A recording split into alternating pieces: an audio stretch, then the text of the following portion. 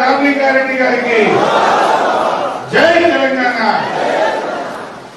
వేదిక మీద ఉన్న పెద్దలు, పార్లమెంట్ సభ్యులు, గౌరవనీయులు కొత్త ప్రభాకర్ రెడ్డి గారికి, మన ఎమ్మెల్యే గారు గౌరవనీయులు మదన్ రెడ్డి గారికి, పెద్దలు సీనియర్ నాయకులు మా దేవేందర్ అన్న గారికి, మరి మన చేగుంట ఎంపీపీ శ్రీనివాస్ గారు, జెడ్పీటీసీ ముదాన్ శ్రీనివాస్ గారు, అదేవిధంగా మన మార్కెట్ కమిటీ చైర్మన్ ప్రవీణ్ గారు, మన నార్సింగి జెడ్పీటీసీ కృష్ణారెడ్డి గారు, నార్సింగి ఎంపీపీ సబితా నరసింహులు గారు, మరి మన కోఆపరేటివ్ చైర్మన్లు కొండలరెడ్డి గారు, స్వామి గారు, పరమేశ్వర్ గారు, అదేవిధంగా ఈరోజు టిఆర్ఎస్ పార్టీలో మా హెడ్ క్వార్టర్ సర్పంచ్ శ్రీనివాస్ గారు, మన నార్సింగ్ హెడ్ క్వార్టర్ సర్పంచ్ మా సేటు అశోక్ సేన్ గారు, అదేవిధంగా ఈరోజు మన టిఆర్ఎస్ పార్టీలో చేరినటువంటి సీనియర్ నాయకులు, అప్పట్లో నేను ఎమ్మెల్యే ఉన్నప్పుడు ఆయన జడ్పీటీసీ ఉంటే జోరు కొట్లాడుతుంటే జడ్పీలా లేచి బాగా మాట్లాడు.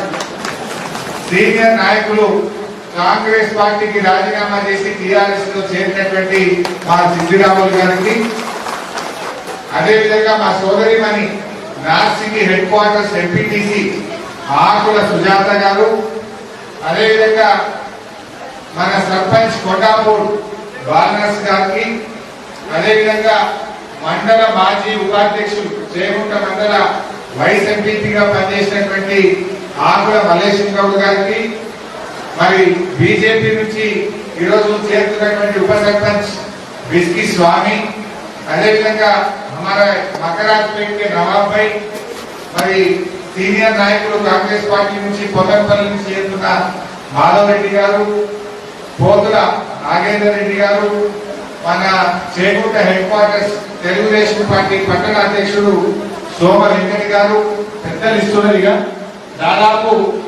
బీజేపీ, కాంగ్రెస్, తెలుగుదేశం పార్టీ నుంచి చేరుతున్నటువంటి 600 మంది కార్యకర్తలకు, నాయకులకు, ప్రజాప్రతినిధులకు, ఈ కార్యక్రమంలో పాల్గొంటున్న టిఆర్ఎస్ పార్టీ ముఖ్య నాయకులకు, మీడియా మిత్రులకు, हमारे बहनों అందరికీ పేరు పేరున నమస్కారం. రామ్ రామ్. దుబ్బాకలో ఎలక్షన్ వచ్చింది. దురదృష్టవశాత్తు 5 ఏళ్లకు ఎన్నుకున్న మన రామలింగారెడ్డి గారికి ఆరోగ్యం ఖరాబ్ అయిపోయి పాపం ఆయన చనిపోయినాడు.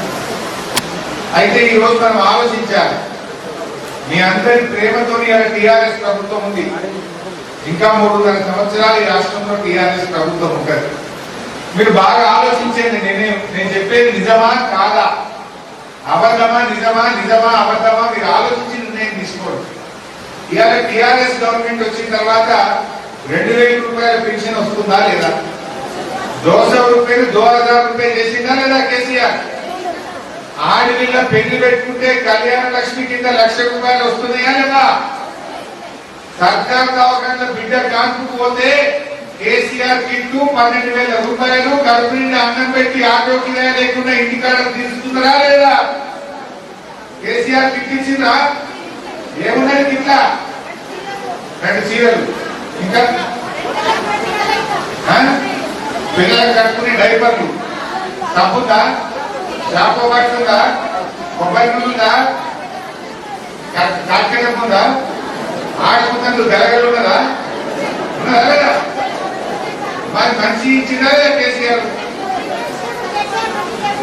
ఇట్లా మనం ఇలా ఆడపిల్ల పెళ్లి పెట్టుకుంటే ఒకనాడు ఇదే కాంగ్రెస్ గవర్నమెంట్ లో మా లంబాడి అక్క చెల్లెళ్ళు ఆడపిల్ల ఉంటే అమ్ముకున్నాం. ఆడపిల్లని అమ్ముకున్న రోజులుండే. కానీ ఇలా కేసీఆర్ వచ్చినాక ఆడపిల్ల 1,00,000 అయిపోయింది. 1,00,000 రూపాయలు ఇచ్చిన మన కేసీఆర్.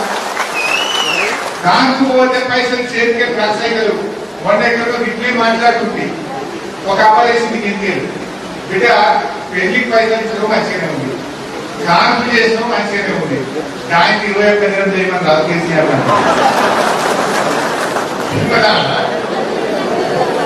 చేయమన్నా నేను చెప్పిన అక్కకి ఏమన్నా, అక్క పెళ్లికైతే పైసలు వచ్చినాయి, ఓకే, దవాఖాన ఖర్చు లేకుండా కాన్పు అయింది, ఆటో కిరాయి లేకుండా ఇంకా దించిండు, 12 వేస్తున్నామని కడపడగానే 4000, కాకపోగానే 3000, టీకాయగానే 3000, ఇక 12,000 మంచిగా 3 తక్కువ అక్క 20,000 వెళ్ళిపోతాను. సో అట్లా మన ప్రభుత్వం వచ్చినాక ఇవాళ అన్ని కూడా ఒకటొకటి చేసుకుంటూ వచ్చినాం. మీరు ఇంకొక మాట ఆలోచించండి, కాంగ్రెస్ గవర్నమెంట్ ఉండగా తండాలలో కరెంట్ ఉంటుండేనా, బాయిల కాడ కరెంట్ ఉంటుండేనా?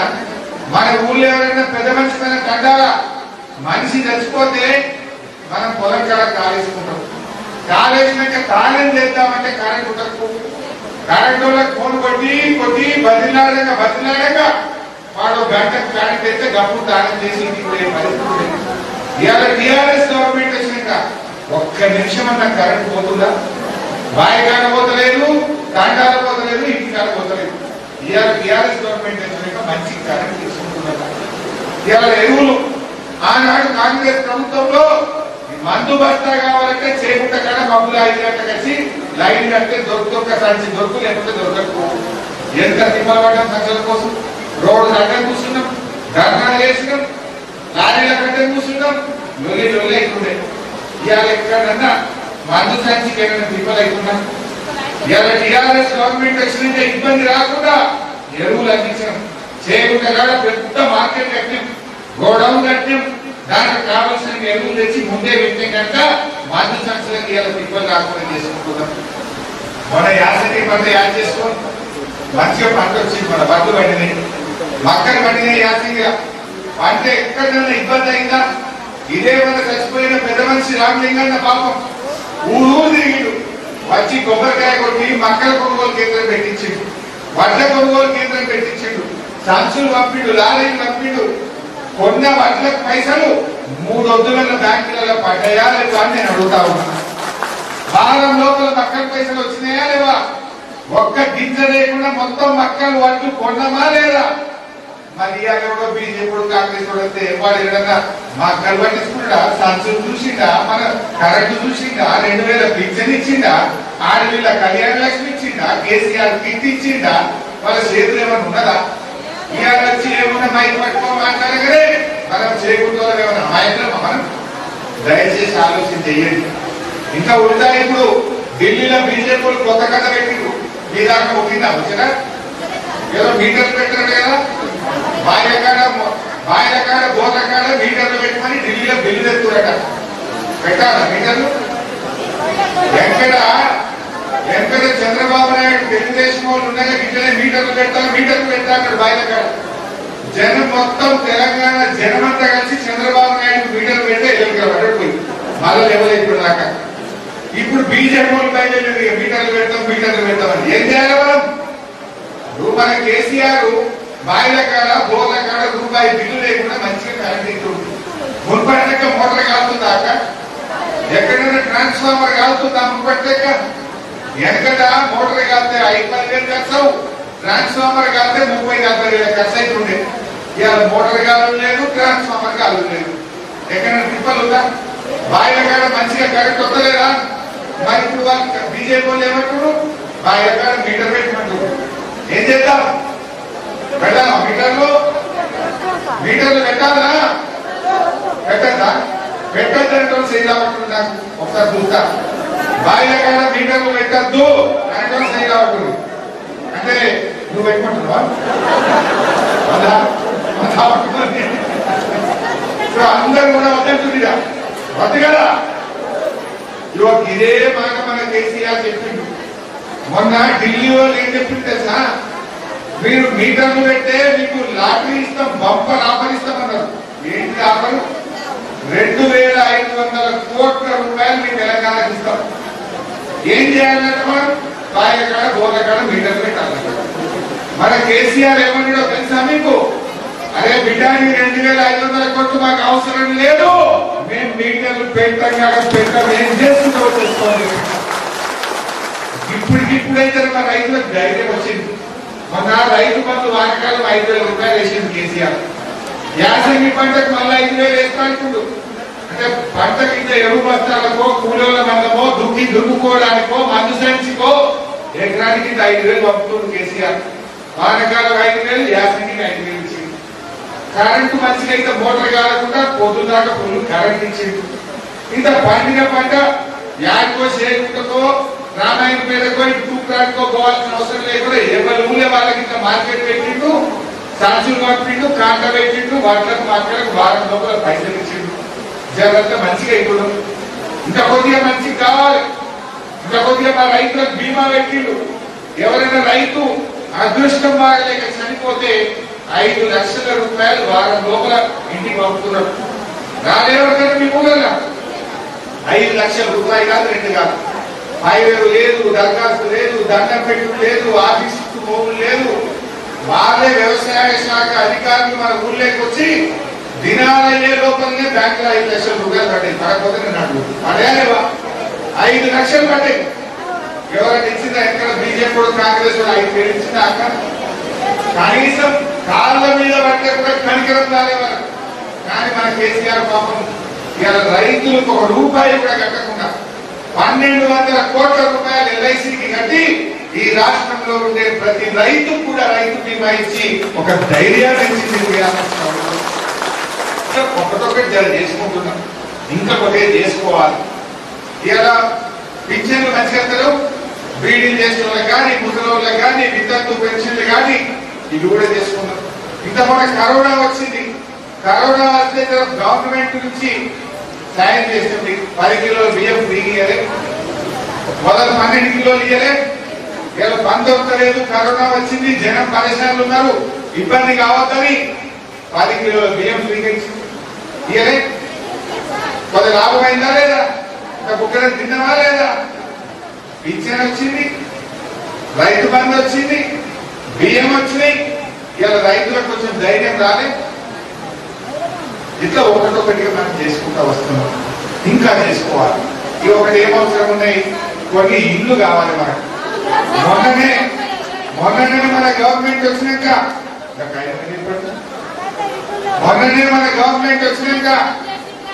ఉన్నాం 1,00,000 ఇల్లు శాంక్షన్ చేసిన ఈ సంవత్సరం. మన బడ్జెట్ లో నేనే ఆర్థిక మంత్రిని. ఎవరి జాగా వాళ్ళే ఇల్లు కట్టుకోవడానికి 1,00,000 ఇల్లు మన అసెంబ్లీలో బడ్జెట్ లో పాస్ చేసినాం. కాక ఇప్పటికే మధ్యలో ఈ కరోనా వచ్చి పడ్డది. ఈ 5-6 నెలలకైతే కరోనా దెబ్బ జరిగింది మనకు. ఈ 6 నెలలకి కరోనా వచ్చుట్లా ఆ ఇంత కార్యక్రమం మనం కొద్దిగా స్టార్ట్ చేసుకోలేదు. ఏమైందంటే కరోనా వచ్చినాక గవర్నమెంట్ ఆదాయం 15,000 కోట్లకెళ్ళి 7,000 కోట్ల కడుతుంది. సగానికి సగం తగ్గింది గవర్నమెంట్. కొద్దిగా 4 రోజులు అయితే ఇప్పుడే కొద్దిగా మంచిగా అవుతుంది. ఇక కొద్దిగా ఒక 2-3 నెలలు పోగానే జర్ర ఈ కరోనా నుంచి బయటకు రాగానే తప్పకుండా పేదవాళ్లకు ఎవరి ఇంటి అడుగు జాగలో వాళ్ళకు డబుల్ బెడ్రూమ్ మీద కూడా శాంక్షన్ చేస్తున్నారు. మా మదర్ రెడ్డి అంకుల్ మీద చాలా ప్రేమ ఉన్నది. ఆయన తండాలలో నీడట నాకు చెప్తున్నాడు, వేరే ఊళ్ళలో ఇల్లు బాగానే కట్టిండు, తండాలలో వాళ్ళకి జాగలు లేవు, వాళ్ళ ఇంటి అడుగు జాగలనే కట్టిమని అడుగుతుండ్రు. మనం కేసీఆర్ దగ్గరికి పోయి చేయకుండా స్పెషల్ గా శాంక్షన్ తెద్దామన్నాడు. తప్పకుండా తీసుకోండి, మాది బాధ్యత. తప్పకుండా ఈ పని ఒక్కటే ఆలోచన చేయండి మీరు. ఇవాళ ఈ పని టీఆర్ఎస్ వాళ్ళు అయితే తప్ప కాంగ్రెస్ వాళ్ళతో బీజేపీ వాళ్ళతో అయితే దాకా వాళ్ళ చేతులు ఏమైనా ఉన్నదా? గవర్నమెంట్ ఉన్నదా? వాళ్ళతో దొరుకుతారా? వాళ్ళు యాడుంటారో తెలుస్తారా? ఎలకి ముదాం సీన్ ఉండే, మా ప్రవీణ్ ఉండే, లేకపోతే మా ఎంపీటీసీ ఉండే, వీళ్ళు పొద్దుగా ఎత్తే చేయకుండా దొరుకుతారు. వీళ్ళు ఎవరు ఎక్కడుంటారు వాళ్ళ పర్లేదురా. ఇందాక మా ఎంపీ గారు ఎట్టుండే, ఇవాళ వాళ్ళు మీటింగ్ పెట్టుకున్నారట. మీటింగ్ పెట్టుకుంటే హైదరాబాద్కి కొంతమంది లీడర్లను పిలిచింది. ఇక వాళ్ళ పేరు చెప్తే బాగుంటుంది. లీడర్లను పిలిస్తే సేగుంటకు రాలంటే వాడు కొబ్బరి వెళ్ళిపోయాడు. సేగుంటకు రాలంటే కొబ్బరి వెళ్ళిపోయాడు. కొబ్బరి వెళ్ళిపోయి ఆడికి మీటింగ్ అంటున్నాడు. ఏడున్నామంటే కొబ్బరి వెళ్ళి వాళ్ళ దగ్గర ఉన్నాడు. అంటే తొవ్వదల్లోకి భోట్ చేస్తే వారికి కనీసం మా కరాచి పెట్టాడుతో తెలియదు, వారికి రెడ్డిపల్లి ఆడుతో తెలియదు, మా తాండేఖండలో తెలియదు. ఈ మా కరాచి పెట్టడానికి తాండేఖండకి ఇక ఓట్లు ఏమని వేస్తే మనం ఎక్కువ మనం కూడా చూసుకోవాలన్నమాట. దయచేసి ఇంకా అయితే దయచేసి మా అన్నదమ్ములు మా అక్క చెల్లెలు నేను మీతో పోయేది ఒక్కటి, నేను తప్పకుండా బాధ్యత తీసుకుంటా. ఇవాళ మాకు కొన్ని పనులు ఉన్నాయి, మనం చేసుకోవాల్సి చేసి చెప్పిన నేను ఇప్పుడు మేము ఏం చేసినామో చెప్పిన నేను 2000 పింఛన్ ఇచ్చినాం, ఆడపిల్లలకు కళ్యాణ లక్ష్మి ఇచ్చినాం, దామాన పోతే కాన్పు చేసి కేసీఆర్ కిట్ ఇచ్చినాం, వ్యవసాయం చేసే రైతుకు ఎకరానికి 5,000 పెట్టుబడి సాయం చేసినాం, పంట పండిన కాడికి కొన్నాం, రైతుకు బీమా 5 లక్షల రూపాయలు ఇచ్చినాం. ఇవాళ దసరా పండుగ వస్తే సీరియల్ పంపుతాడు కేసీఆర్, ప్రతి దసరాకు వస్తున్నాయా దసరాకు సీరియల్ పంపుతాడు మన కేసీఆర్. ఇప్పుడు మన భర్త కొనిచ్చినా కొనియకపోయినా, మన బాబు కొనిచ్చినా కొనియకపోయినా మనకు మేనమామ లెక్క కేసీఆర్ అయితే సీరియల్ చదువుతాడు, తల్లిగారి లెక్క చదువుతాడు. బతుకమ్మ సీరియల్ వస్తలేవు, ఎప్పుడైనా కాంగ్రెస్ వాళ్ళు బీజేపీ వచ్చింది అక్కడ మనకి. ఇప్పుడు బతుకమ్మ సీరియల్ వస్తాయి కదా, వచ్చే బతుకమ్మ దగ్గర వచ్చిందా రేపు మాపో బతుకమ్మ సీరియల్ కూడా వస్తాయి కదా, అది వచ్చింది కదా, నెలలే కదా, నెలవుదా ఇంకా వస్తాయి సీరియల్ కూడా వస్తాయి. సో ఇట్లా మన ప్రభుత్వంలో ఇలా చిన్న తండాలు కూడా గ్రామ పంచాయతీ చేసినాం. ఎన్నో రోజులకి అడిగినాం, హమారా తండా మే హమారా రాజ్.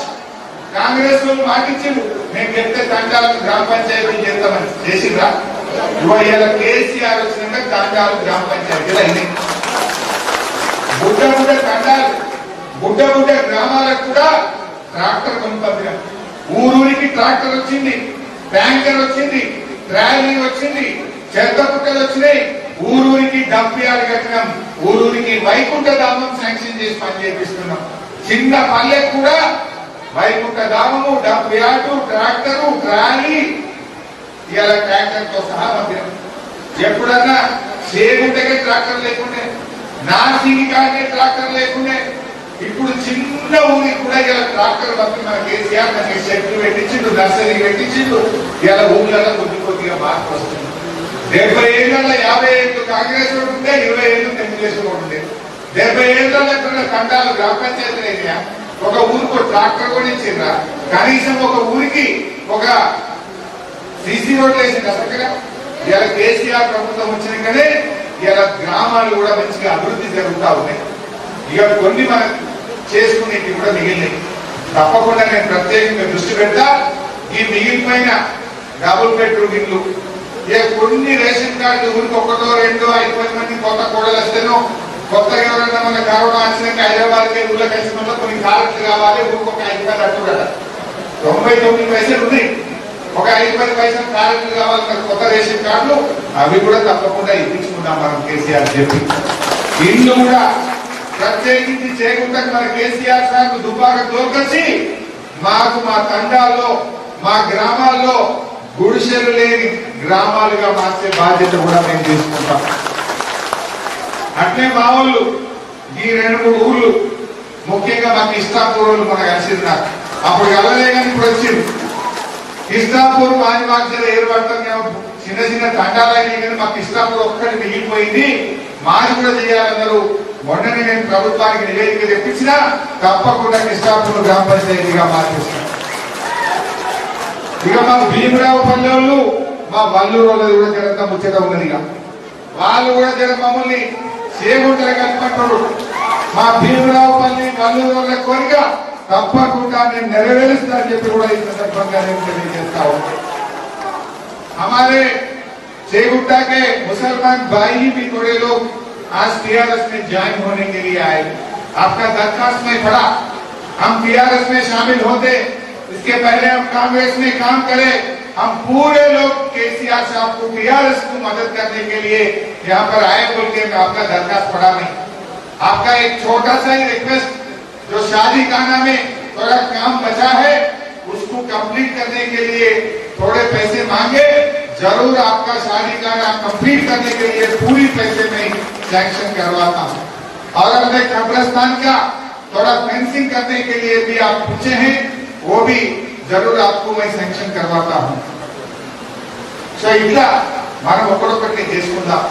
ఇంకొన్ని అయినాయి, ఇంకొకరిని మిగిలి మనిషి బతికినంత కాలం ఓటు తర్వాత ఒకటి, ఓటు తర్వాత ఒకటి వస్తూనే ఉంటుంది. మన ఇంట్లో సంసారం 4 పిల్లలు ఉంటే 4గురికి ఒకసారి బట్టలు కుట్టిస్తామా? 4గురికి ఒకసారి చేయి తిరుగుతుందా? అయినా పేదవాళ్ళ పక్షాన చూద్దాం. మన కేసీఆర్ ఉన్న ఆందోళన తక్కువైంది, మీరంతా చూసుంటారు. కరోనా వచ్చినాక గవర్నమెంట్ ఆదాయం తగ్గింది. ఎవరికి తగ్గించింది కేసీఆర్? మాకు మంత్రులకు, ఎమ్మెల్యేలకు మా జీతం బాగా కోసుకాల్సింది.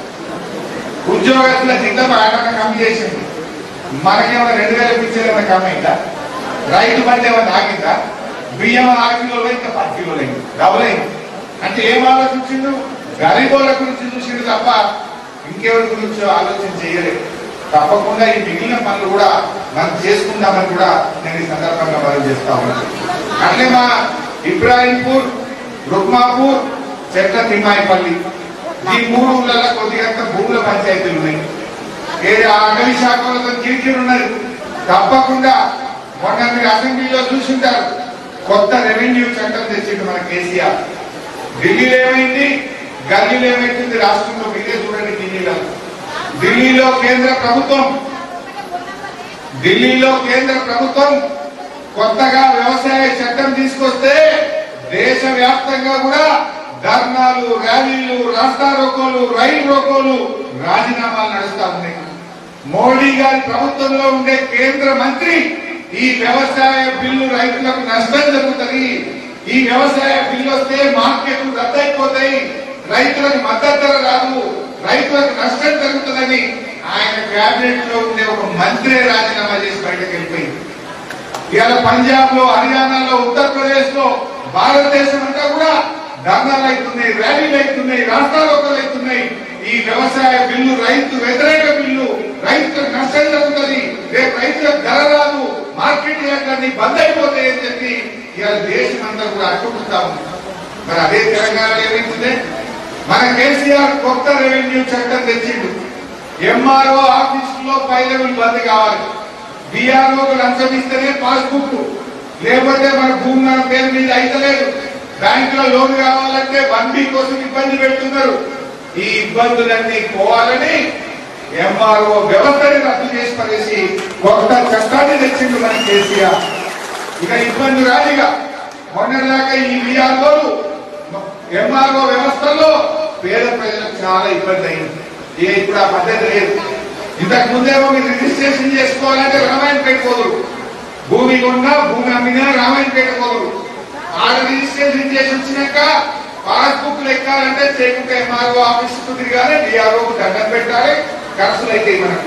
ఇక ఇప్పుడు ఎక్కడికి పోవట్లేదు. ఇక కొత్త చట్టం 1 నెల లోపల అమల్లోకి వస్తుంది. మొన్ననే అసెంబ్లీలో కొత్త చట్టం పాస్ అయింది.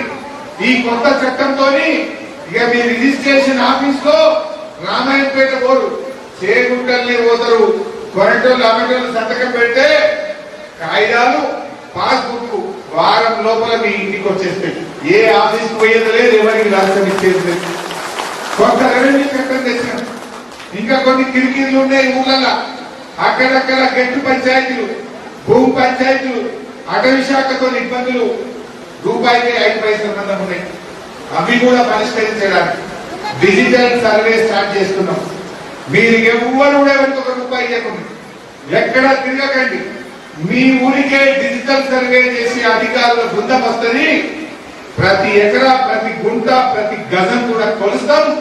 కొలిసి ఎవరిని వాళ్ళ గెట్టు పెట్టి పాస్బుక్ ఇచ్చి మీ ఊళ్ళనే మీది మీకు పక్కా చేసి ఇచ్చిపోతాం. ఇది కొత్త రెవెన్యూ చట్టం. ఇంతకాలం తిరిగి తిరిగి తిరిగి అలసిపోయిపోతామని పాపం ప్రాణాలే పోయినాయి. కొట్టుకొని పోలీస్ స్టేషన్ల కేసులు పెట్టుకున్నారు. సర్వే వాళ్ళు రమ్మంటే రాలే. అందుకే ఇలా కొత్త రెవెన్యూ చట్టం తెచ్చింది మన కేసీఆర్. మీరంతా టీవీలలో చూసుంటారు. 1 నెల అయితే అమల్లోకి వస్తుంది.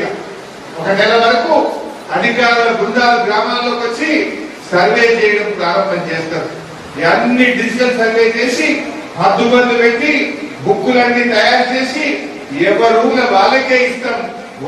ఎక్కడ కూడా ఊళ్ళకెళ్ళి మెదక్ పోవడో, తూప్రాన్ పోవడో, చేయకుండా కూడా రావాల్సిన అవసరం లేకుండా మీ భూ సమస్యలన్నీ పరిష్కారం చేయబోతున్నామని చెప్పి కూడా మనం చెప్తాం.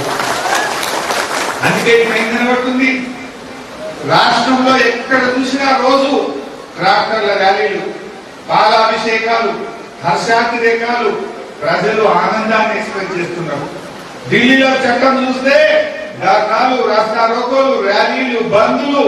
ఇవాళ ఢిల్లీ చట్టం చూస్తుంది. ఇదే దీనికి ఇంతకంటే సాక్ష్యం కాదు. ఇంకా బీజేపీ వాళ్ళు ఏ ముఖం పెట్టుకుని ఓటాడుతారు. అయ్యా మీరు తెచ్చే చట్టంతో చేయకుండా మార్కెట్ అవుట్, చేయకుండా మార్కెట్ నడవకుండా అవుతుంది. అంటే చేయకుండా మార్కెట్ బంద్ పెట్టినందుకు బీజేపీలో కొట్టేయాలి. 10 రకాల మీటర్లు పెట్టమంటే బీజేపీలో కోటేయన్న. విదేశీ మక్కలు తెచ్చి మన కోళ్ళకు వస్తే మన మక్కలకు ధర రాకుండా మన మక్కలు ఎవరు కొనకుండా చేసినట్టు బీజేపీలో కోటేయన్న. ఏం చూసి బీజేపీలో కోటేయాలి? కొత్త కథ పెట్టిన వాళ్ళు మేము ఢిల్లీకే పైసలు పంపాం, మేము ఢిల్లీకే పైసలు పంపాం, మేము ఇయ్యలేదా? ఇచ్చింది. మీరు ఎంత ఇచ్చింది? మీకు 2000 ఇచ్చినట్టుంది అక్క. వాళ్ళు ఇచ్చింది కొన్ని ఎంత ఇచ్చింది తెలుసా? పింఛన్ల మీద ఏడాదికి మనం పెట్టే ఖర్చు 11,400 కోట్లు. వాళ్ళు ఇచ్చేది 230 కోట్లు. అంటే వాళ్ళు ఇచ్చేది ₹1.80. మనం ఇచ్చేది 2,000. 2,000 మనం ఇస్తున్నాం, ₹1.80 వాళ్ళు ఇస్తున్నారు. ఎక్కడికి అన్నాడట, పప్పుల సిట్టేనంత ఉప్పేసి పప్పంతా నాది అన్నాడు. వీళ్ళ కథంతా వీళ్ళ కథంతా అట్టే ఉంది. ₹1.80 ఇచ్చి మేము ఇచ్చినాం. ఇక మనం అమాయకులు ఎడ్డోళ్ళు మీరు ఇచ్చినావు, ₹1.80 ఇచ్చి మొత్తం ఇచ్చిన అని చెప్తాడు. దయచేసి ఈ మాయ మాటలు మోసపోవద్దు. ఇవన్నీ విషయాలు కూడా మా అధ్యక్షులు ఆలోచించాలి. మరి ఈరోజు ఇంత పెద్ద ఎత్తున మీరందరూ కూడా టీఆర్ఎస్ పార్టీలో చేరినందుకు పేరున దాదాపు 500-600 మంది ఈరోజు పార్టీలో చేరుతున్నారు.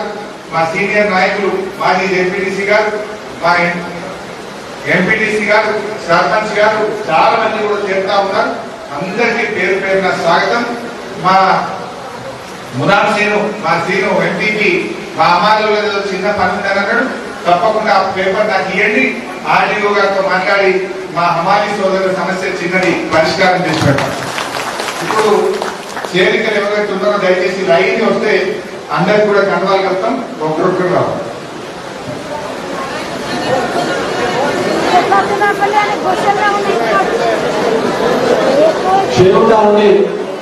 యువకులు సతీష్ గారు, నిఖిల్ గారు, టి నిఖిల్ గారు, ఎస్ నిఖిల్ గారు, సాయి తేజ అందరూ రావాలి, లైన్ లో రావాలి. దయచేసి పిలిచిన వాళ్ళు రావాలి.